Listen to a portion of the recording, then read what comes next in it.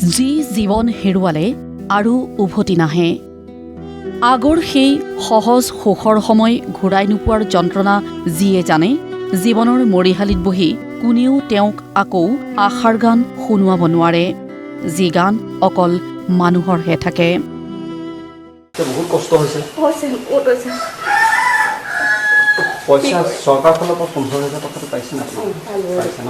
কিন্তু সেই 15,000 টকাটোৱে জানো একোৱে নহয় যিমানবিলাক নষ্ট হ'ল তাৰ মানে একোৱে নহয়। একো এই আপোনালোকে আগৰ জীৱনটোলৈ ঘূৰাই যাবলৈ কিমান সময়ৰ প্ৰয়োজন হ'ব? সেইটো ভাবিবই নোৱাৰি আৰু হ'ব কেনে নহয়গৈ। মই এই যিসকল লোক দেখাইছোঁ, এই লোকসকল স্বাভিমানী লোক। তেওঁলোকে কোনোদিন কাৰো আগত হাত পতা নাছিলে। তেওঁলোকে নিজৰ উপাৰ্জিত ধনে তেওঁলোকে নিজৰ জীৱন নিৰ্বাহ কৰিছিল। কিন্তু এই যিসকল লোক আছে, সেই লোকসকলে এতিয়া যাকেই সুধিছোঁ তেওঁৱে কৈছে যে আমাৰ সকলো শেষ। এই শেষটো মই বাৰম্বাৰ কৈছোঁ, এই শেষটো আপুনি যদি ভাবিছে কম শেষ নহয়। এই যিটো স্থানত মই উপস্থিত আছোঁ, উপস্থিত থকা স্থানৰ পৰা মই গম পাইছোঁ যে তেওঁলোকৰ অন্তিম পৰ্যায়ৰ যিটো শেষ, সেই শেষটো হৈছে। তেওঁলোকে পুনৰ এই জীৱনটো উদ্ধাৰ কৰিবলৈ তেওঁলোকক কিমান অৰ্থৰ প্ৰয়োজন হ'ব, কিমান সময়ৰ প্ৰয়োজন হ'ব, সেই কথা বতৰাৰ কোনো নিশ্চয়তা নাই। এমাহ হ'বৰে হ'ল। নৰক যন্ত্ৰণাৰ ওৰ পৰিব কেতিয়া? বোকা পলসত পোত গৈ মৰি যোৱা সপোন আৰু যি নুঠে। প্ৰলয়ে ভঙা ঘৰখন ঘূৰাই পালেও মানুহবোৰৰ হাঁহিবোৰ দেখোন উভতি নাহে। কালিকা লগা 19 জুলাইৰ আধা ঘণ্টাটোৰ কথা ভাবিলেই এওঁলোক আকৌ আতংকিত হৈ পৰে। ৰাতি পানী আনিছে ক'লে 6-7টা বাজিছিলে, অলপ পানী আনিছে। তাৰপিছত আধা ঘণ্টাৰ ভিতৰতে একদম ঘৰ মানে চৌকাঠ একদম বুৰি গৈছে, দৰ্জা ওলাব নোৱাৰা অৱস্থা। মানুহ যেনে তেনে নি ইয়াৰ পৰা ওলাই মানুহকেইটা মাটিত আছে। যিটো পানীৰ যিটো চিহ্ন, সেই চিহ্নটোৰ প্ৰায় ইমানটো মানলৈকে এই যিটো কুৱেশ্যন আছে, এই কুৱেশ্যনটো মানলৈকে পানী উঠিছে। তেতিয়াহ'লে যথেষ্ট মোতকৈ বহু ওখ।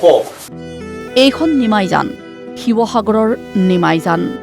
নিমাইজানৰ বহু ঘৰ আজিও বোকা পলসত পোত গৈ আছে। চোতালত একাঠো পানী, অদূৰত মিটং নৈ। কোনোদিনে কেতিয়াও হিংস্ৰ হৈ নুঠা নৈখনে এইবাৰ গৌৰীসাগৰৰ দাঁতিকাষৰীয়া সোণতলী চিগাকে ধৰি 5খনৰো অধিক গাঁও তছনছ কৰি পেলালে।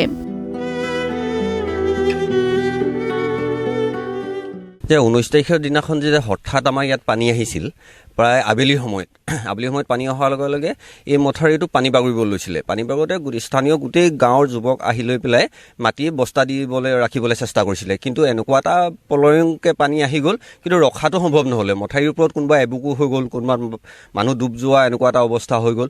হৈ যোৱাৰ লগে লগে মানুহখিনি যেন তেনে নেশ্যনেল হাইৱেলৈ উঠি দিলে। বছৰ বছৰ ধৰি মিটং নৈৰ মথাউৰিটো মেৰামতি নকৰাৰ বাবেই 19 জুলাইত নৈখনে নৈপৰীয়া গাঁওবোৰ ধাহি মুহি নিলে। অথচ বানৰ সময়ত জনপ্ৰতিনিধিসকলক অনুৰোধ জনায়ো সোণতলী চিগালৈ আনিব নোৱাৰিলে। ইয়ালৈ কোনো এজন বিধায়কেই হওক বা প্ৰশাসনিক বিষয়াই হওক বা চৰকাৰী বিষয়াই আজিলৈকে কোনো নাহিলে। বিমল বৰা ডাঙৰীয়াকো আমি গৈ কৈছিলোঁগৈ যে দাদা আপুনি এবাৰ আহক, আমাৰ এই অঞ্চলটো এবাৰ চাই যাওক। তেওঁ আশ্বাস দিলে যাম বুলি, কিন্তু নহ'লে। এইখন নাজিৰাৰ টেঙাহোলা।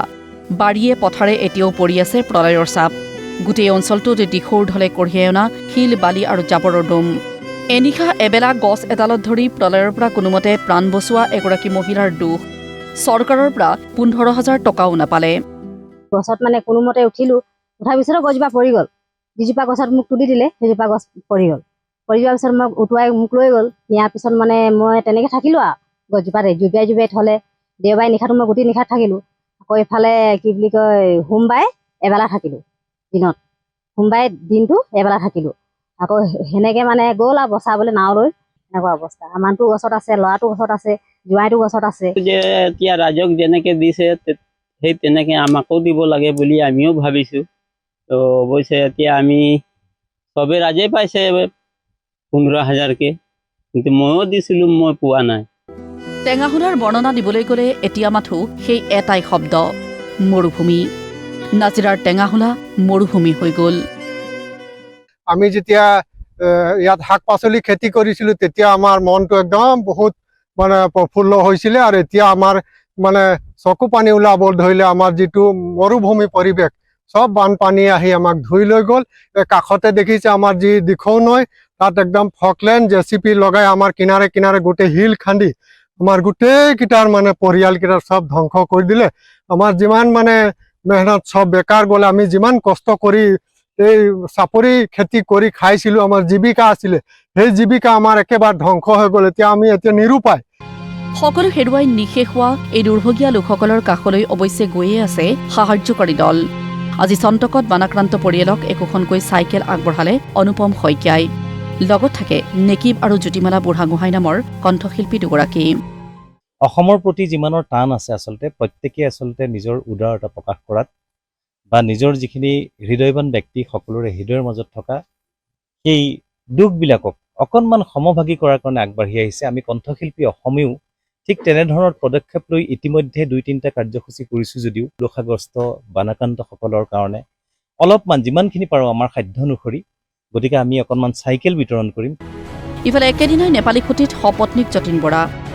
এখন বিদ্যালয় নিজে চাফ চিকুণ কৰি আগৰ অৱস্থালৈ ঘূৰাই নিয়াৰ চেষ্টা চলায় যতীন বৰাই।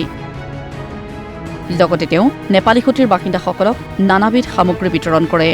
বিহুবৰৰ বানাক্ৰান্তৰ বাবে এসাঁজ আহাৰৰো যোগান ধৰে যতীন বৰাই। শিৱসাগৰৰ পৰা ভিডিঅ' জাৰ্নেলিষ্ট মুস্তাকৰ সৈতে মুজাকিৰ আহমেদ আৰু নাজিৰাৰ পৰা আব্দুল ৰহিমৰ সৈতে মনোজ দত্তৰ ৰিপৰ্ট, প্ৰতিদিন টাইম।